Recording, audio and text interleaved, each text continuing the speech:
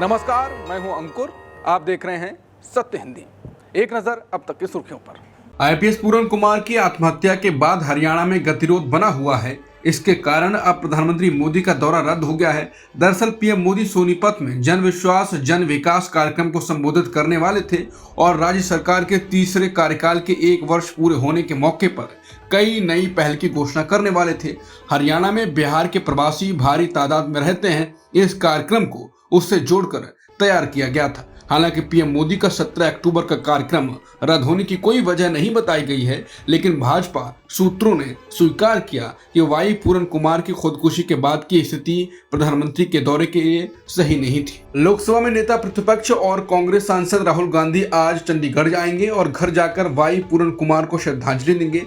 उनकी पत्नी पी अमनीत कुमार से मिलकर सांत्वना व्यक्त करेंगे। विपक्षी दल के कई नेता भी पीड़ित परिवार से मिल चुके हैं। वहीं मल्लिकार्जुन खड़गे और सोनिया गांधी लेटर लिखकर सांत्वना दे चुकी हैं और पीड़ित परिवार को आश्वासन भी दे चुकी हैं कि भारतीय राष्ट्रीय कांग्रेस उनके साथ इस मामले में खड़ी है। प्रियंका गांधी ने भी बयान जारी करके पीड़ित परिवार के प्रति संवेदनाएं व्यक्त की थी। हरियाणा के आईपीएस अधिकारी वाई पूरन कुमार की कथित आत्महत्या को 7 दिन हो चुके हैं, लेकिन अभी तक उनका पोस्टमार्टम नहीं हो पाया है। परिवार का कहना है कि जब तक इस मामले के 2 मुख्य आरोपी हरियाणा के डीजीपी शत्रुजीत कपूर और पूर्व रोहतक एसपी नरेंद्र बिजारनिया को गिरफ्तार नहीं किया जाता, तब तक वो पोस्टमार्टम की अनुमति नहीं देंगे। परिवार का आरोप है कि इन अधिकारियों ने लगातार उत्पीड़न किए, जिसकी वजह से पूरन कुमार ने जान दी। वाई पूरन कुमार मामले में परिवार और समाज की ओर से बनाई गई 31 मेंबरी कमेटी यानी महापंचायत का अल्टीमेटम भी आज 48 घंटे बाद खत्म हो रहा है। महापंचायत ने चेतावनी दी थी, एक्शन नहीं तो देशव्यापी आंदोलन, लेकिन सरकार ने कुछ खास किया नहीं है। अब देखते हैं क्या होता है। बता दें, परिवार आरोपियों की गिरफ्तारी भी चाहता है। मांगे पूरी होने तक परिवार पोस्टमार्टम नहीं कराएगा, इसलिए अफसर का पार्थिव शरीर सेक्टर 16 अस्पताल की मोर्चरी में रखा हुआ है। हरियाणा सरकार ने अब डीजीपी शत्रुजीत कपूर को छुट्टी पर भेज दिया है। इससे पहले रोहतक एसपी नरेंद्र बिजारनिया का तबादला किया जा चुका है। यह कदम सीनियर आईपीएस अधिकारी वाई पूरन कुमार की आत्महत्या के बाद बढ़ते दबाव के बीच उठाया गया। आईपीएस पूरन कुमार ने अपनी 9 पन्नों की फाइनल नोट में डीजीपी शत्रुजीत कपूर, एसपी बिजारनिया और कई आईएएस व आईपीएस अधिकारियों पर जातिगत उत्पीड़न और मानसिक प्रताड़ना का आरोप लगाया था। राइटर गीतकार जावेद अख्तर ने नई दिल्ली यात्रा के दौरान अफगान तालिबान के विदेश मंत्री आमिर खान मुत्तकी के स्वागत की कड़ी आलोचना करते हुए कहा कि उनका सिर शर्म से झुक गया है। जावेद अख्तर ने सोमवार को एक्स पर लिखा कि जब मैं देखता हूं कि दुनिया के सबसे खतरनाक आतंकवादी समूह तालिबान के प्रतिनिधि को उन लोगों द्वारा किस तरह का सम्मान और स्वागत दिया गया है जो सभी प्रकार के आतंकवादियों के खिलाफ मंच से आवाज उठाते हैं, तो मेरा सिर शर्म से झुक जाता है। उन्होंने उत्तर प्रदेश के सहारनपुर स्थित दारुल उलूम देवबंद, जो दक्षिण एशिया के सबसे प्रभावशाली इस्लामी मदरसों में से एक है, उस पर गुरुवार को दिल्ली पहुंचे मुत्तकी का सम्मानपूर्ण स्वागत करने के लिए भी हमला बोला।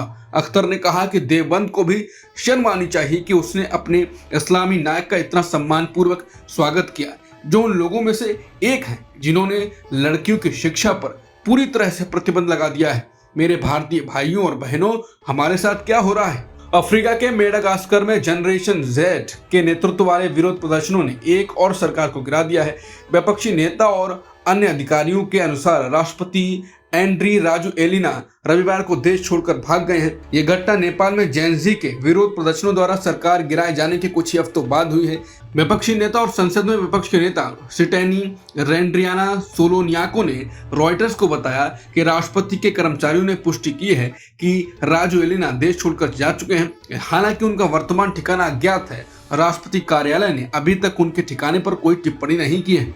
मुंबई में मेट्रो स्टेशन का नाम बदलने को लेकर नया विवाद खड़ा हो गया है। महाराष्ट्र कांग्रेस ने मुंबई मेट्रो प्रशासन से सवाल किया है कि वर्ली इलाके में मौजूद Nehru science centre metro station का नाम बदलकर सिर्फ साइंस सेंटर क्यों कर दिया गया। कांग्रेस के प्रवक्ता सचिन सावंत ने सोशल मीडिया प्लेटफॉर्म एक्स पर कहा कि पूरा देश इस जगह को नेहरू साइंस सेंटर के नाम से जानता है, लेकिन बीजेपी को नेहरू नाम से एलर्जी है, इसलिए जानबूझकर उनका नाम हटा दिया गया है। उन्होंने इसे पूर्व प्रधानमंत्री पंडित जवाहरलाल नेहरू की विरासत का अपमान बताया और कहा कि भारत में वैज्ञानिक सोच और उद्योगों की नींव नेहरू जी ने ही रखी थी। कांग्रेस ने यह भी आरोप लगाया कि बीजेपी सरकार लगातार नेहरू से जुड़े संस्थानों के नाम बदल रही है। चीन ने मंगलवार को कहा कि वो अमेरिका के साथ ट्रेड युद्ध में अंत तक लड़ने के लिए तैयार है। ये बयान अमेरिकी राष्ट्रपति ट्रंप द्वारा चीन पर 100% अतिरिक्त टैरिफ लगाने की घोषणा के बाद आया। चीन के वाणिज्य मंत्रालय के प्रवक्ता ने कहा कि अगर आप लड़ना चाहते हैं तो हम अंत तक लड़ेंगे। अगर आप बातचीत करना चाहते हैं तो हमारा दरवाजा हमेशा खुला है। इस घोषणा से विश्व की दो सबसे बड़ी अर्थव्यवस्थाओं के बीच ट्रेड युद्ध और तेज होने की चिंता बढ़ गई है।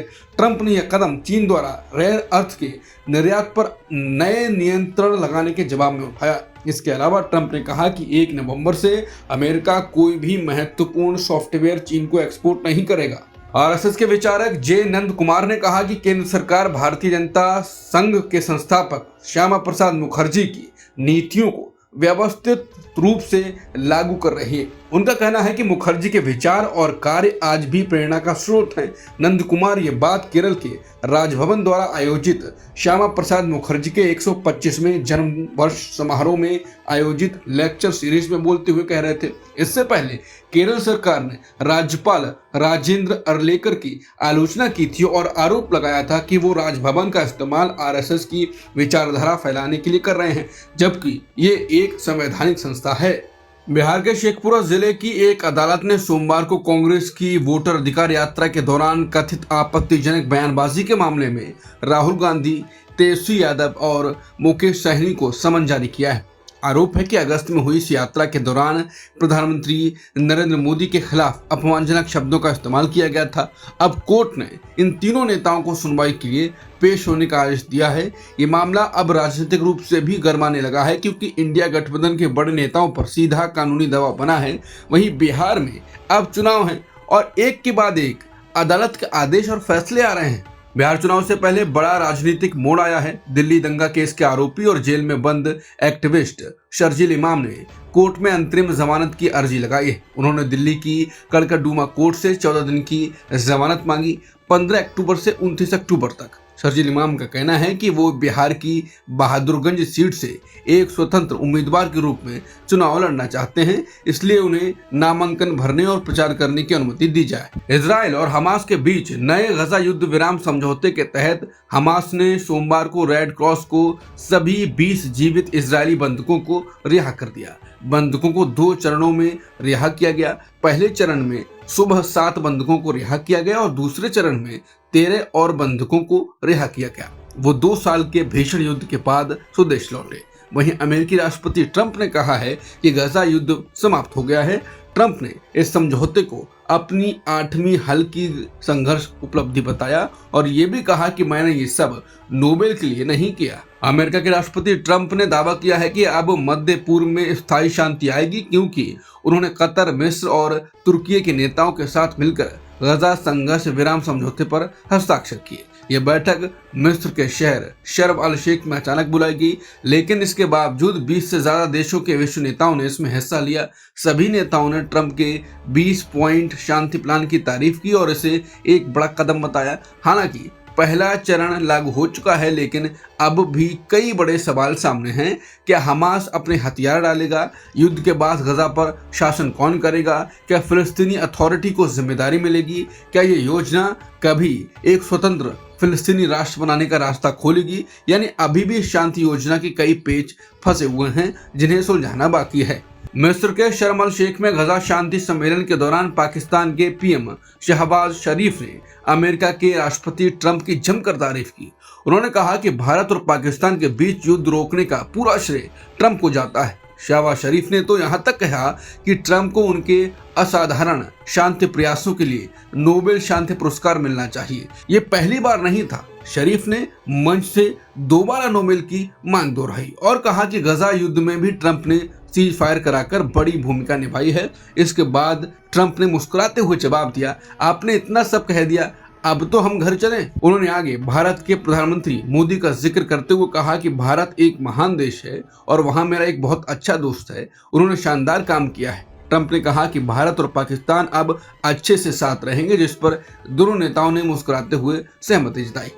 अब तक की खबरों में इतना ही। बाकी खबरों के लिए बने रहिए सत्यहिंदी.com के साथ।